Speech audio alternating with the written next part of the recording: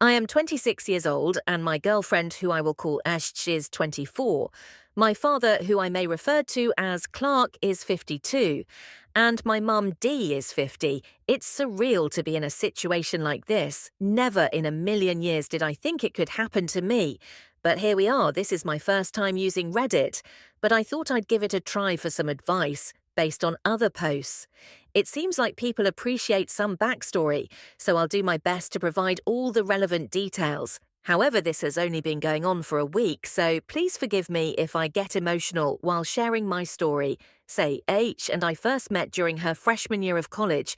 We met at a frat party. She was a part of her sorority, and my frat was putting together a party or a fundraiser of sorts. But it was easy to bump into each other and strike up a conversation because we shared the same mutual friends anyways. It wasn't until later that we discovered we grew up only a few towns away from each other. Whenever we went home, I would offer her a ride, and it only added about 30 minutes to our trip overall, so it was really no trouble as we spent more time together on campus and outside of school. Our friendship turned into something more. We came from close-knit families, and we both had the support of our loved ones. When we told them about our relationship, our families quickly accepted each other, and our love for each other continued to grow when we met. I only had about 2 years left of my degree while she was really just starting, so naturally I graduated first after I graduated. I moved back home about 3 hours away, where I was offered a fantastic job opportunity with great pay. While Sheech was still finishing up her studies, I would visit her whenever possible, and she would do the same. When she came home, long distance was hard, only because things were getting pretty serious for her in her studies, so there wasn't much time to talk. But we managed. She was wanting to pursue law after her initial degree, so her nose was really crammed in the book, and I really respected her for that. She was driven, and that's why I loved her. I had it all planned out too. I knew she was the one, I just knew it deep down in my bones. I was going to save up enough to buy a place back in the city. I knew she had quite some time ahead of her in school before she could actually practice law, so I knew I'd have to be the one to compromise to move back into the city and hopefully find a transfer there since I was making some good money.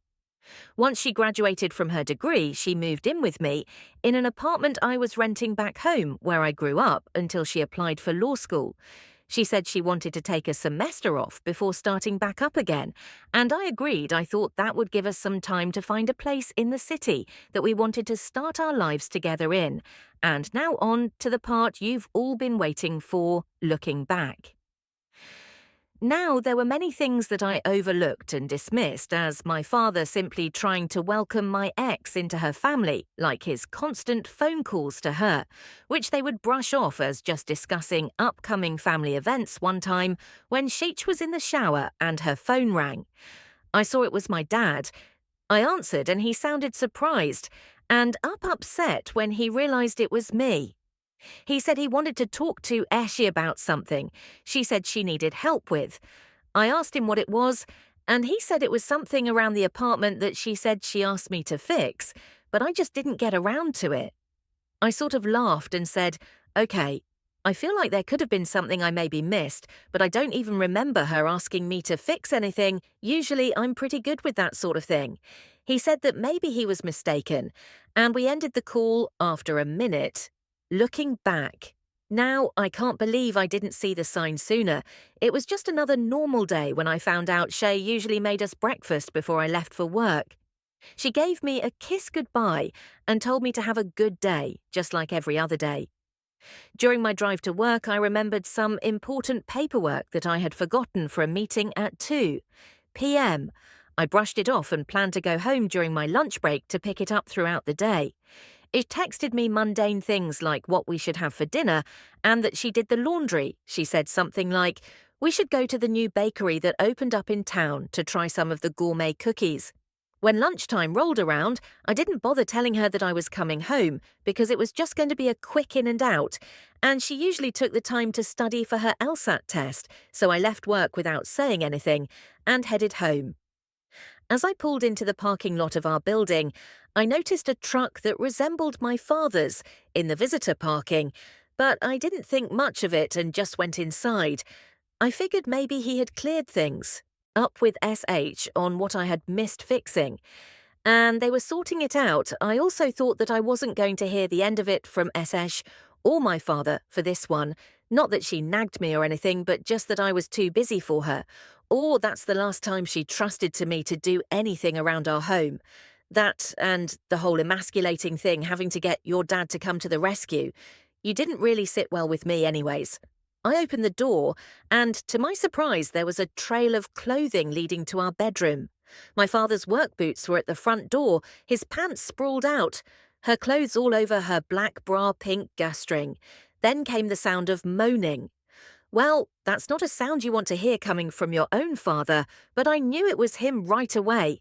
I felt sick to my stomach, I don't know why, but I had to see it for myself. I took out my phone to record because I knew no one was going to believe me. It just felt like autopilot. I gathered all the clothes on the floor in one hand and my phone in the other. Then I walked down the hallway, recording as I walked to our bedroom. The door was open, and I stood there for about a minute before throwing their clothes onto them. As they were going at it, they both jumped, looked at me. I'm looking at my father bare naked, with nothing but his socks on, just boning my girlfriend, the love of my life. In that moment, it was just too much for me to handle. My father noticed I was recording and panicked, trying to cover himself up while telling me to stop recording. Ish was throwing pillows at me. He reached for my phone, but I pushed him back, and he fell into the dresser and then onto the ground. Char shrieked in surprise. Then I turned my camera towards her. I was like, how could you? What do you have to say for yourself? And a bunch of things that a parent would say to their child, scolding them. My father scrambled up after trying to put his clothes back on, and I told him that I just needed to grab something for work. And then I'd be heading back after working my butt off for her and her future. Then I said if, but who knows what the future holds. Now I said something to the effect of, she just crap all over my life and made a fool out of me. I said if either of them was still here when I returned, I would be sending this video to everyone they knew. Then I ended the recording. I put my phone in my pocket, and I told him he was dead to me. I told him I can't wait to tell Mum. And then he got up, furious, and said that he couldn't tell her. He lunged at me, trying to get my phone out of my pocket, and I told him I'll send the video to her right now. If he lays another hand on me, so then he let go and started pleading to me to not say anything, and that they never do it again. I told him that I'm giving him the opportunity to tell Mum what he's been doing with my girlfriend. I said Mum's finding out either way. I sat in my car trying to compose myself as I received a call from one of my bosses at work asking where I was. I hadn't realised how long I had been sitting in the car for, but I assured her that I was on my way back. I had gathered what I needed and told her that I was on my way to the office. But as soon as I walked in, she could tell something was wrong just by looking at me. I brushed off her concern, insisting that it was nothing and that I would be okay and that I was looking forward to the meeting, still not buying it. She asked for an explanation, and I showed her the video on my phone. She watched silently, realizing that not only was my girlfriend cheating on me, but it was with my own father. The one guy had always trusted the most, offering to help in any way she could. She suggested I take some time off. She said they'd be fine in the meeting without me, and that she'd understand if I wanted to take some time off. But I declined, telling her I just needed a minute, and that the best thing I could do right now was get my mind off of things, and rocked this meeting that I prepped really hard for, putting on a fake smile for everyone. During the meeting, I pretended like everything was normal. My boss couldn't understand how I could put up such a front, and I told her that I had to have control over something because it felt like the rest of my life was falling apart. She said if I needed a place to stay, her and her husband had a basement suite available. Before you think she's hitting on me, she's not. This kind, sweet woman is in her 60s and she's like a second mother to me. I thanked her, and I told her that I'd let her know I felt sick. As the day went on, I was dreading going back to the apartment. I didn't want to see her. I hoped to God that my father wasn't there still. I kept checking my phone to see if there was any missed call or text, but there was nothing from Essie or Clark or my mum. I don't remember the drive home, But when I came home, the weight of everything hit me and I just cried in my car for a really long time before going upstairs. When I walked in, she was sitting in the living room on the couch and looked like absolute dog crap. As soon as she saw me, she got up to hug me, but I pushed her off. I told her she had to pack her things and go. I said I had plans for us. I was going to marry you.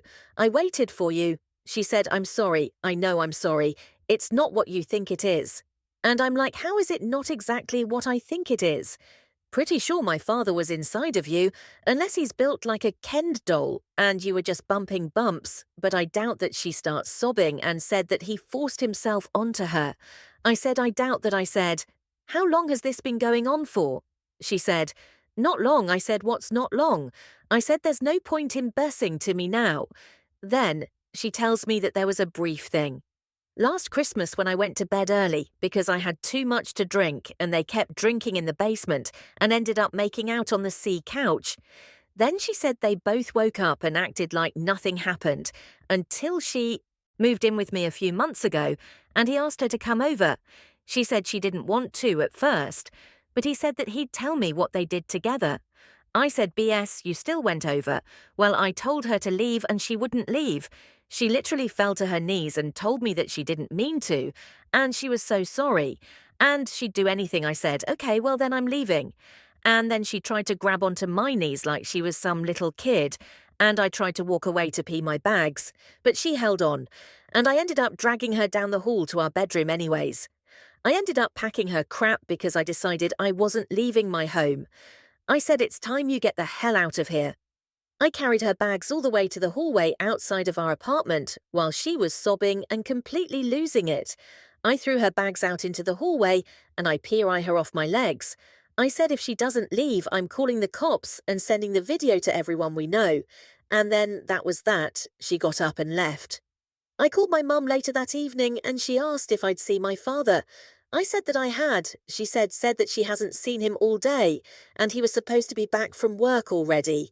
There was a moment that I had thought about not telling her and just hoping my father would tell her. But then I knew that my mum deserved better, so I told her everything I said.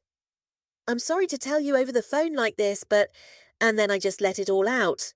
I sat there sobbing like a baby to my mum.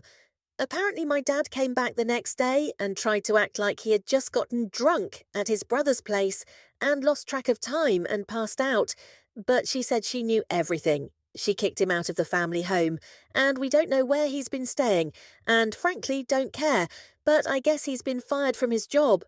Thank you for reading. Maybe I'll be back with an update. Oh boy, what's a little father-son bonding over the same woman? Right. I'm sorry, I mean, who wouldn't want to come home to find their dad and girlfriend playing a little game of hide the sausage and tonsil hockey in their bedroom? What kind of midlife crisis leads to a man to cheat with his own son's girlfriend? That's a whole new level of dad jokes gone wrong, and your boss is an absolute gem, offering you a place to crash and suggesting you take time off because nothing says healing from heartbreak, like diving headfirst into a work meeting with a fake smile plastered on your face. Update, well, I'm back for a while. I thought about not sending the video to anyone, but then I was sitting in my apartment thinking of the lives that the man I used to call my father and ex just ruined with their selfishness. And I just couldn't stand for that. There was no way they were going to walk around unscathed. From this, it was a small town, so there were a bunch of rumours going around about why my mum kicked out Clark. I really just couldn't handle the drama anymore, and my mum was too nice to say anything. She kept saying he was on a fishing trip. So I sent the video to a family chat, and I sent the video to my entire friend group. And for all of our mutual friends, I just wanted them to hurt, like my mum. And I'll never forget seeing him on my bed with my girlfriend, my love, the woman I wanted to spend forever with, and the woman I had admired and adored. I realized I didn't know her, and I didn't know who Clark was all along. My whole life was a lie, and I didn't want my mum to have to make up lies to try to protect some scumbag. After I sent the video, I heard from Char's older sister, Shay, and she told me she was so sorry for what she did. She said she was really rooting for me, And I did a lot for her. She said that she still wants to be in my life. I decided to shoot my shot and ask her out. And we're actually going for coffee next week. She studied psychology in Edinburgh and was now in the city practicing in her own clinic. Anyways, apparently the video completely leveled Char's life and her parents aren't talking to her. They aren't helping her with school anymore either. They were paying for her schooling. And so since they've cut her off, she's no longer going to law school. She's also apparently couch serving with some chick she was at. With the sorority, my dad's staying in a camper on some random guy's land outside of town anyways. I feel good and I'm looking forward to seeing Shay. You never know what the future holds. Heck, yes, sending that video was like dropping a truth bomb on the unsuspecting residents of your small town. I mean, people in small towns live for the drama, and so why not give them the drama? And now Char's life is in shambles. Your dad's living in a camper, like some kind of wilderness hermit, and you've got a hot date with Char's sister Shay. You deserve a little bit of happiness after all that, and it just so happens to be with your ex's sister. Why the heck not? So here's the new beginnings, coffee dates, and maybe even a little bit of revenge served, piping hot. What do you make of this? Do you have a similar story? Share it with us in the comments below.